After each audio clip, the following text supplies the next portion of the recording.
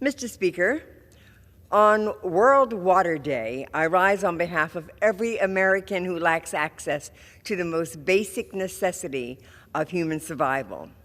4 years ago, 15,000 households in Newark, New Jersey were forced to rely on bottled water due to lead in the city's supply.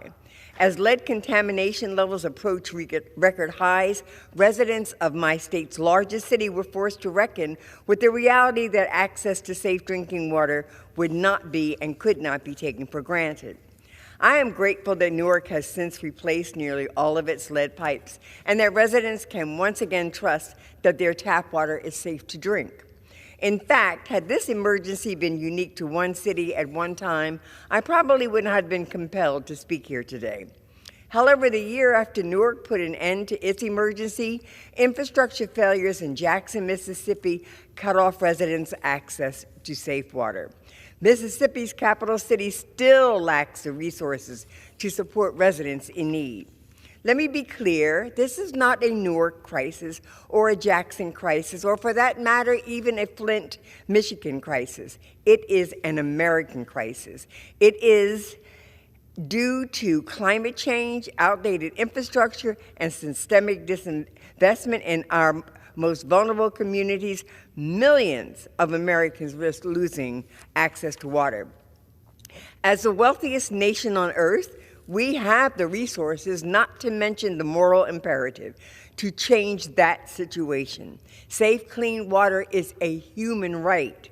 If we continue to ignore the water crisis, communities across the country will face dire consequences for their healthy, safety, and well-being. I am introducing the Water Act because the time to act is now.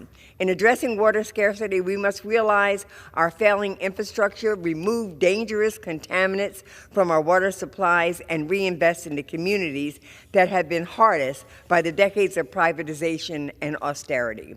The Water Act tackles these crises on all three fronts. My legislation will provide $35 billion annually to modernize our nation's water and sewer infrastructure. Cities like Newark are not outliers. Lead pipes are used in every single state. By overhauling our infrastructure, we can remove these dangerous components and eliminate the threat of lead contamination.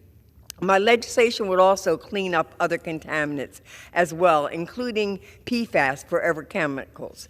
New Jersey has some of the highest PFAS levels in the country, and Black, brown, and low-income communities suffer disproportionately from this contamination.